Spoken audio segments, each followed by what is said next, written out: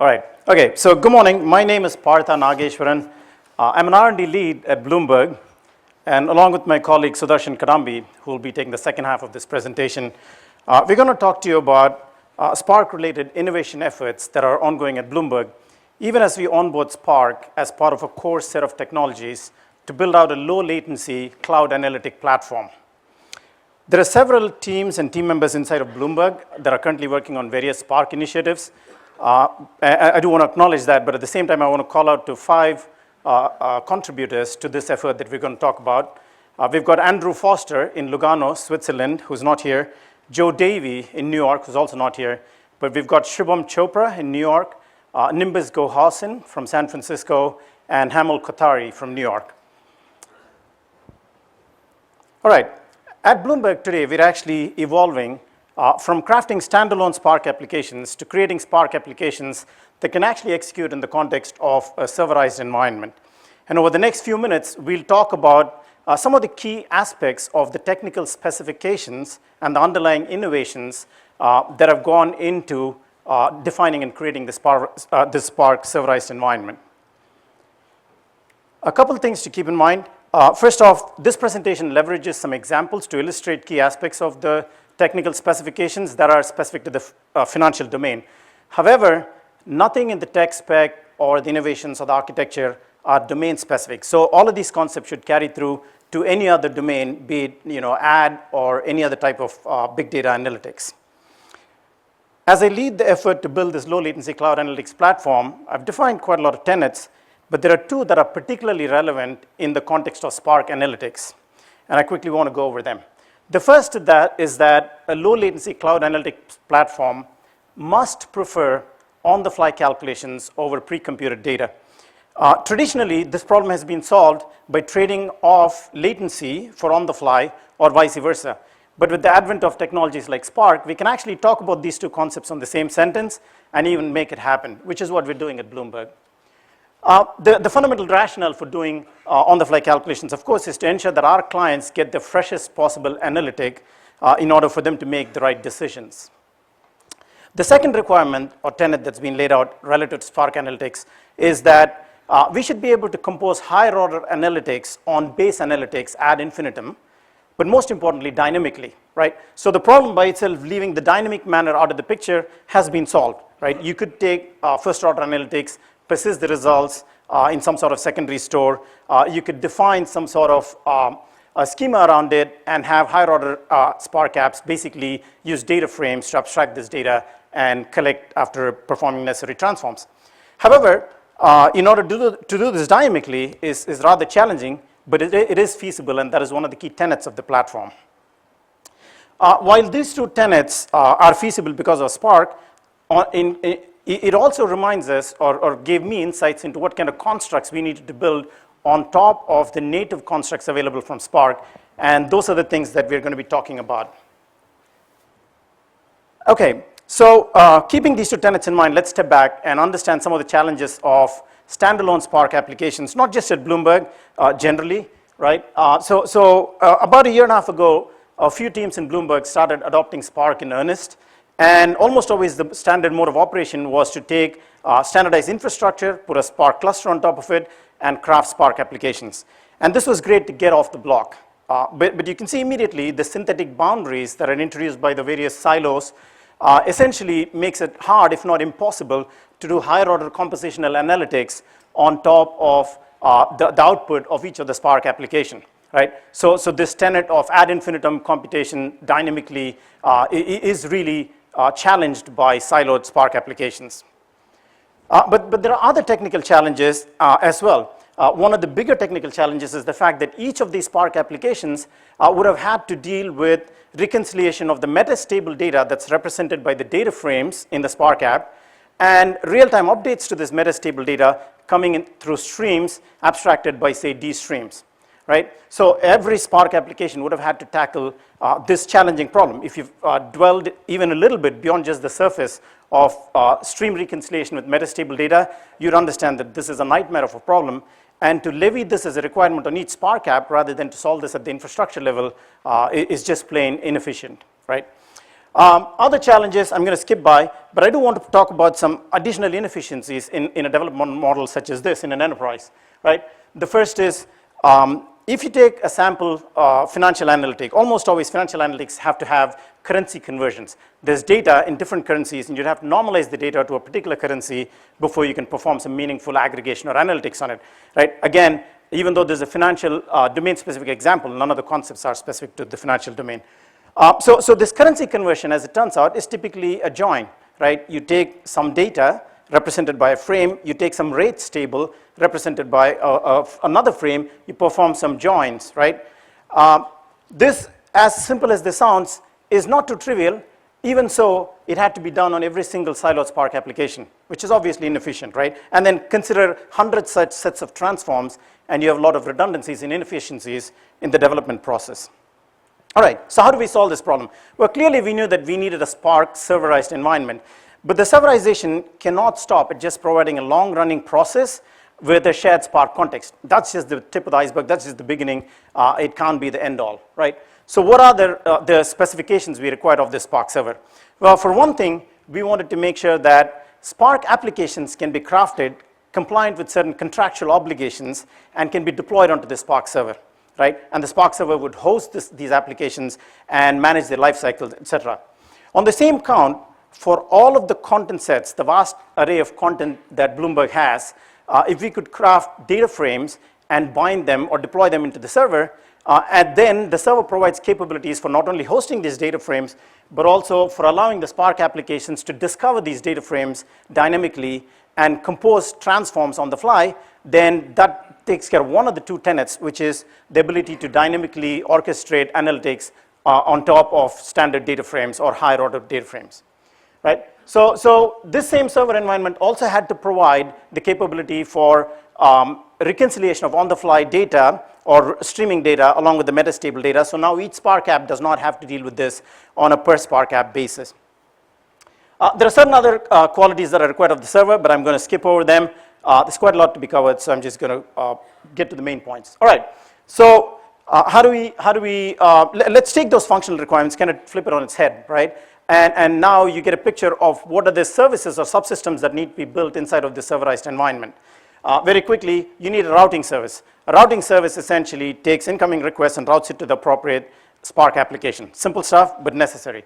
You need lifecycle services. You need to be able to essentially manage the deployed Spark applications, initialize them, and do a whole sort of other types of lifecycle management that I won't get into.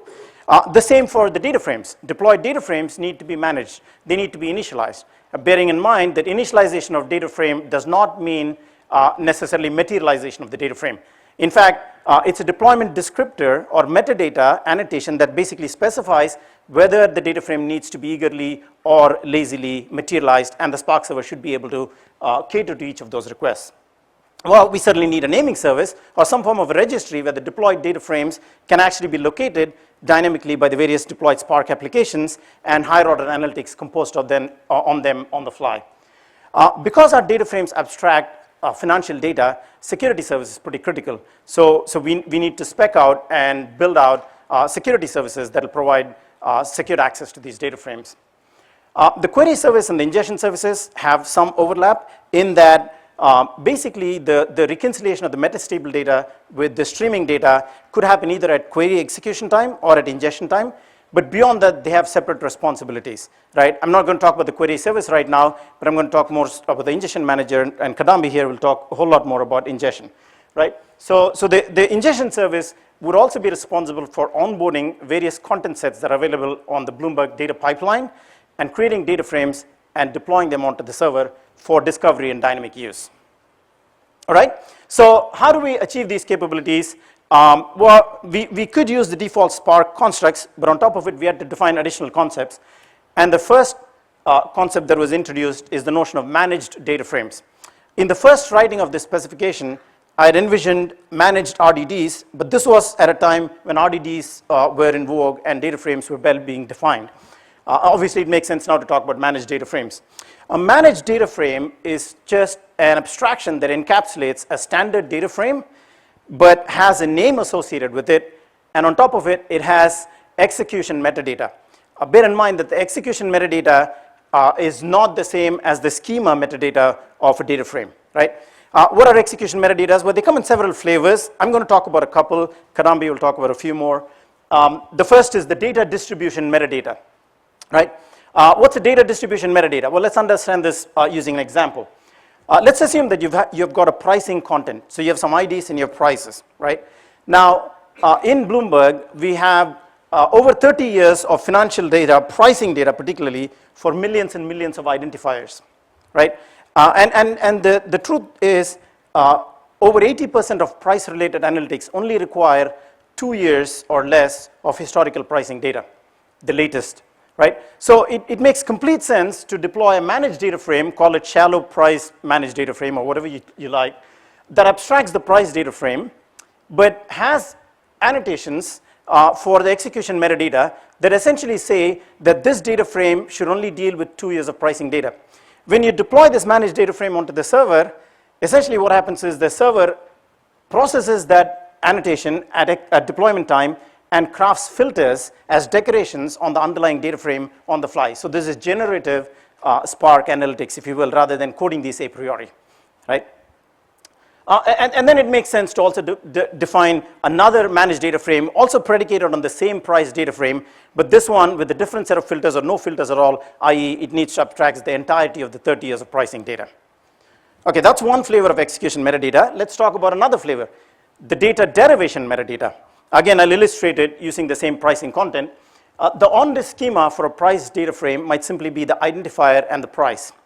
But almost always, price have adjustments to them. And many analytics require the original price as well as the adjusted price. Traditionally, you solve this by changing the on-disk schema to have ID, price, and adjusted price, and use some sort of a batch or ETL process to read in the prices and compute the adjusted price, make it available for computations. Well, with managed data frames and Spark, we can actually do this dynamically. So we've introduced the data derivation metadata, where you can actually define synthetic columns that are predicated on the base columns of data frames that are abstracted by this MDF. So here we have adjusted price as a 3% correction on price, and when you deploy this MDF onto the Spark server will automatically compose a set of transforms and decorate the underlying data frame with these transforms, and voila, you now have all these synthetic columns that are part of the schema, right? Very simple but extremely powerful constructs. All right, the next thing we had to come up with by way of innovation is to define an MDF registry. If you've got managed data frames and Spark apps need to be able to locate these and compose them in analytics, then you need to be able to locate these, right? And the registry is the place where the data frames are bound. The registry provides means to locate the data frames either by its name or, more importantly, by the columns of the managed data frame, not just the columns of the underlying data frame, but even the synthesized columns. Obviously, this calls for some naming convention to ensure that these column names are unique, so some namespace qualifications are required. Those are implementation details, and I'm not going to talk about it right now. But the bottom line is, between the managed data frame and the managed data frame registry is essentially the secret to doing our ad infinitum composition of analytics and doing on-the-fly analytics. All right, what's the next thing we had to do? We introduced the notion of a function transform library. So earlier I spoke about currency conversion being a very common operation. Well, if you look at the Spark transforms of currency conversion and you kind of parameterize them, so here we've got convert currency is a function in the function transform library, and it takes two data frames, DF and rates. If you look at the bottom of the screen, a Spark application could essentially search for and locate any function in the function transform library and ask for the function transform library to apply one or more of these functions as compositions on top of passed-in data frames. So we're passing in a prices data frame, and the convert currency function will then be applied as just simple decorations, right? Now, by way of implementation, you know, these are very simple standard design patterns, but again, extremely powerful constructs. The goal here is that there'll be multiple function transform libraries, some sort of taxonomy around that, and user-defined functions can also be onboarded onto these function transform libraries. Well, when we do this, essentially what happens? Well, each request processor basically gets a request routed to it from the request handler, and the request process job is merely to look up the managed data frames that it requires, to call the function transform libraries to apply all the decorations, and to then collect on the data, on the data frame. Of course, in between decorations being applied by the function transform libraries and collecting, the request processor could also ask for additional transforms and basically decorate them on the fly. And all of this is, of course, possible only because of Spark, right? Okay, so by now you should have a mental picture of the Bloomberg Spark server. When a request comes in, it's routed by the request handler to the request processor, which basically looks up one or more managed data frames, and then looks up one or more function transform libraries, applies the transforms onto the managed data frame as decorations, collects on them. Now, this is just the tip of the iceberg. We're just getting started. Where I envision this going, well, at least one of the things that we're looking at right now is, what if you took the standard transforms, the logic inside a request processor, if you abstracted the logic as a composition of a bunch of Spark transforms, then could we just deploy, instead of the request processor, an application MDF, right? Now, any request processor could synthesize requests across the application MDF and the standard MDF, and that gives us the infinite composability. And that's really where we are. This is more than just on paper, this running code. All right, let me hand over to Kadambi.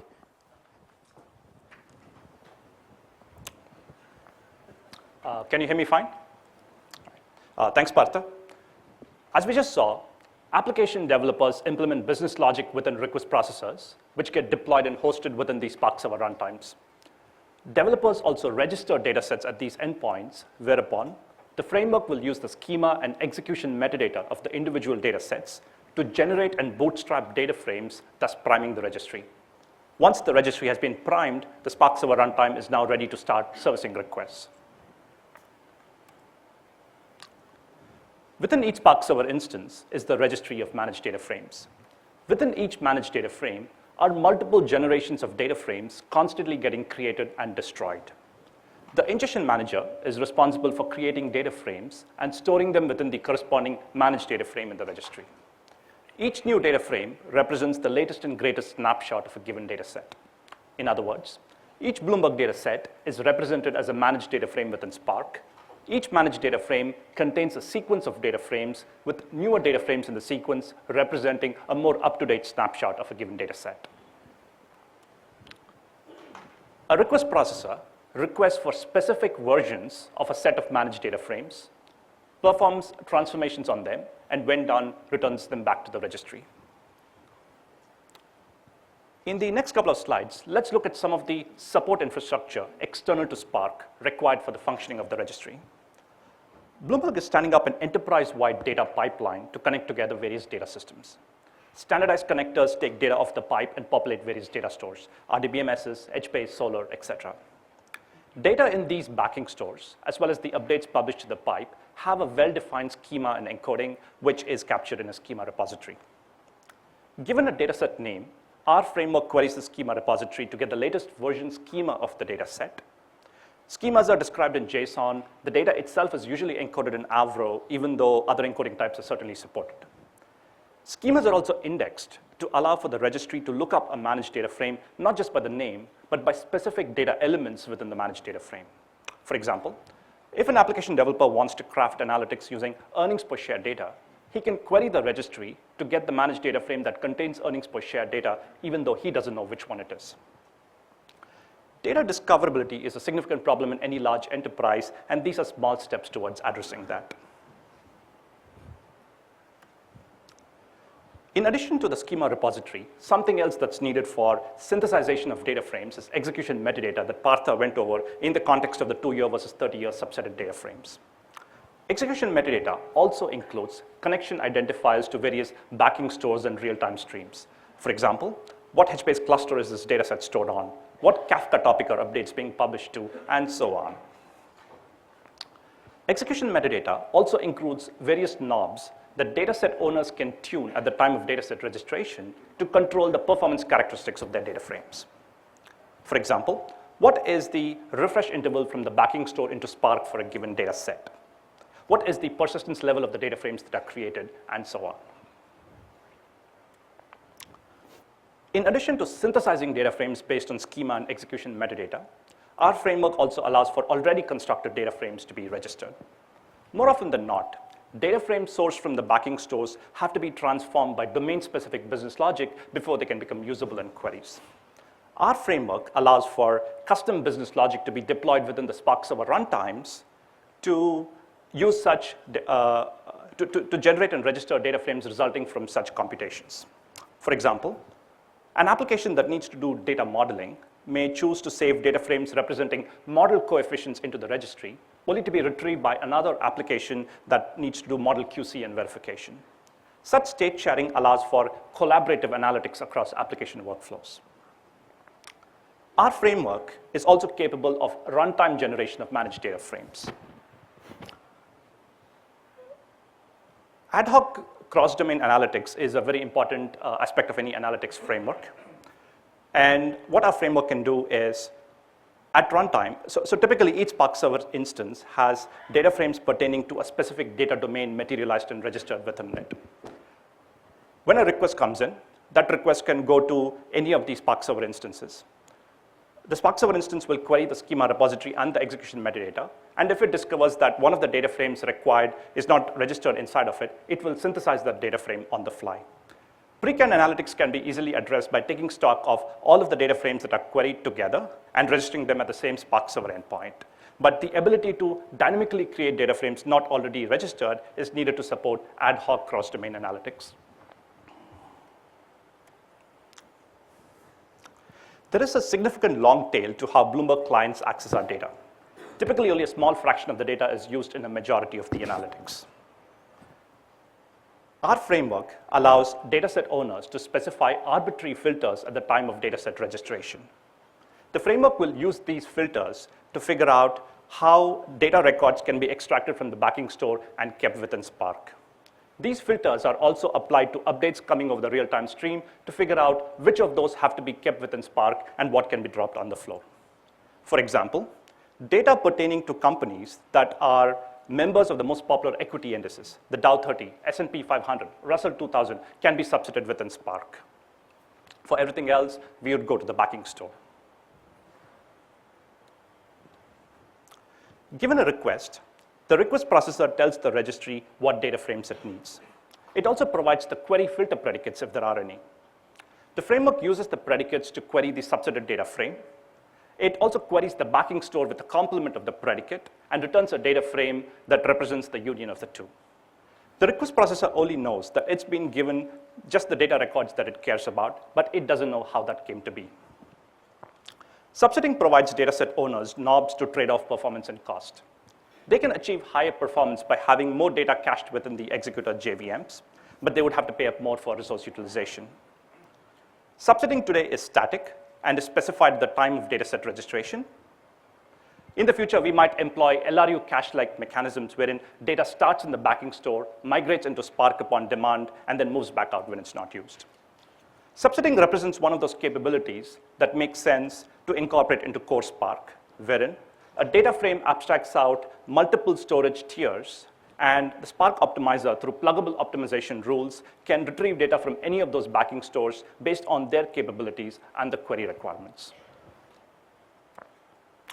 Next, let's look at some of the techniques we use to keep managed data frames continuously updated. The first technique is A/B swap in cases where a data set has a backing store, but there is no real-time stream of updates. Based on the refresh interval specified at the time of dataset registration, we apply subset predicates to capture the records of interest to create newer data frames in Spark with the desired persistence level.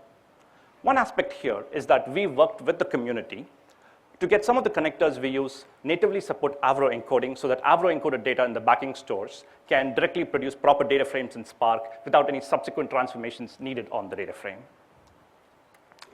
It's important that analytics be low latency in terms of queries, but also in terms of data updates. As I mentioned before, a number of core Bloomberg data sets are being published on an enterprise-wide data pipeline that is backed by Kafka. Each Bloomberg data set is published on a separate Kafka topic and results in a D stream within Spark. So there are as many D streams as there are data sets registered at a given Spark server endpoint. Our framework for a given data set will query the backing store, do an initial data pull, and then start consuming updates from the stream. We Avro decode the updates coming over the stream, applying the subset predicates to capture just the records of interest. We merge these updates into the base data frame and iterate over the RDDs that are produced in the result D stream. The most recent RDD in the result D stream is converted into a data frame and then stored within the corresponding managed data frame to be handed out to queries that come in.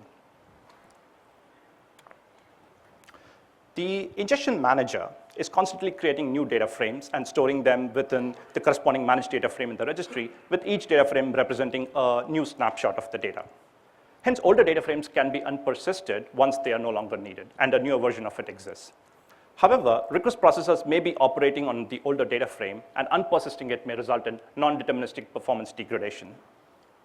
We solve for this by implementing a reference counting mechanism and having managed data frames keep track of which data frame versions are currently being used and who are they being used by. Another important aspect is client applications might send in multiple requests into a given Spark server instance.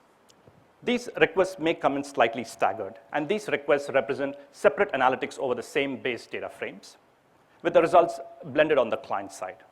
If data is constantly changing underneath the managed data frame, it is possible that the results of these analytics may be inconsistent.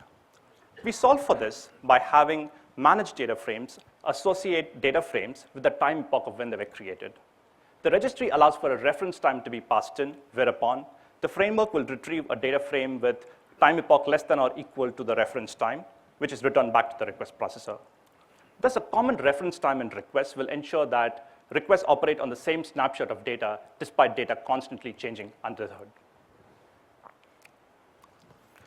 Bloomberg is looking to use Spark in a low-latency interactive context, wherein Bloomberg clients directly interface with Spark analytics that respond in hundreds of milliseconds.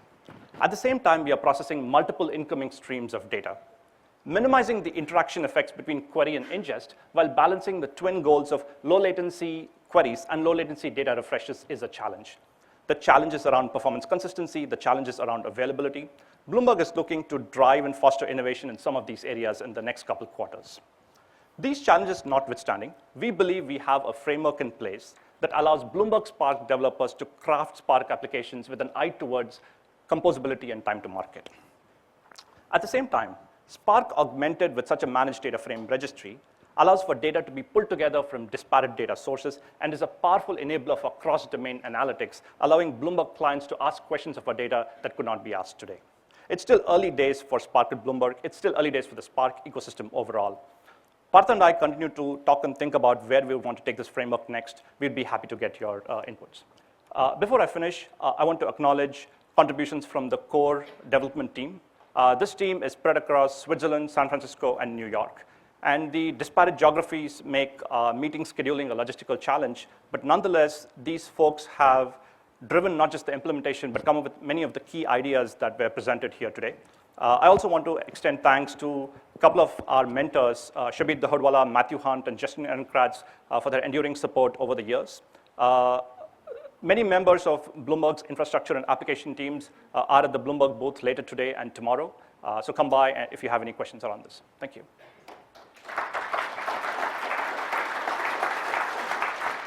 Thank you very much.